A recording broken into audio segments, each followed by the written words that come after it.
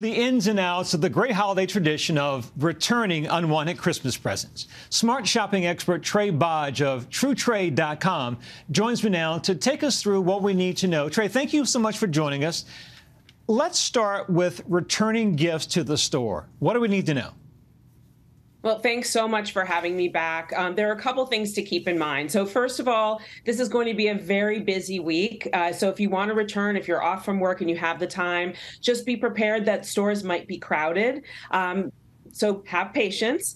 Make sure you have a gift receipt if it was given to you, and also that the items are in as sellable condition as possible. So tags with the item in the box it came in, if at all possible.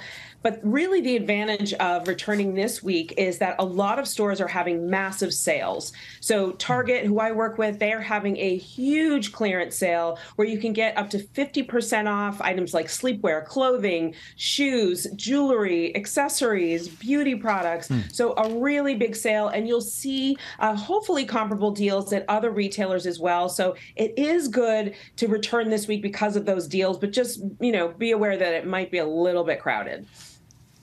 Trae, more than the crowd, what you said that made my head drop in embarrassment was you said, bring a receipt. For those who, like me, can never find the receipt, do we have any hope? Can we still return the item?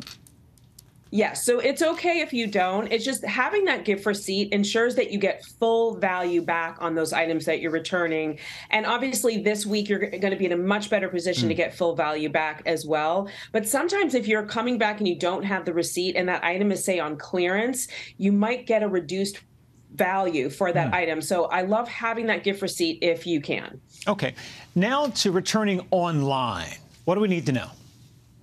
Yeah, so things are a little bit different right now because we shop online so much more. Stores are really having a hard time sort of managing the expense of returns. And so a couple things you might find. You might try to return something and the store might say, just keep it. I'm going to give you the credit because it costs too much to send it back. Or you might be charged shipping for returning that item, $7.50, $8. So be prepared for that. Some stores, especially with electronics, you might even be charged a restocking fee. So these are the things to keep in mind, and check it out on both ends, see what it's like to return online, and you may opt to return in store if that option is available, just because you won't encounter, say, that extra shipping fee. Sure. As you mentioned earlier, many retailers have a limited window for returns.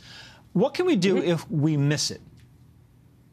Yeah, so the good news is if you miss the return window, which was probably January 15th, January 30th, depending, and it depends on the category and the retailer, so make sure to check their site for the rules and regulations there. But if you miss that window, especially if you have, say, a tech item, you can often sell that item to a tech platform. Like, for example, MPB.com, who I work with, they specialize in videography and photography equipment. So say if you got a beautiful camera, but you don't need it, you can sell it to them and they'll give you cash and they pay it out very quickly. So that's one option. You can also perhaps put that item away gently on a special shelf and save it for regifting. Another option is to give to charity. And then the other option, which I like, is gathering together a few friends and having a swap. Of course, you don't want to invite the friend who gave you the gift that you don't like. But if you have a few friends over and you can swap gifts, because something that you don't love, someone else may love. So the swaps are a lot of fun. All righty. Shopping expert Trae Bodge, thank you so much for making time for us during your holiday. We are grateful. Continue grace to you and your family, and we'll see you down the road. Thanks for the tips. Thanks so much. Same to you.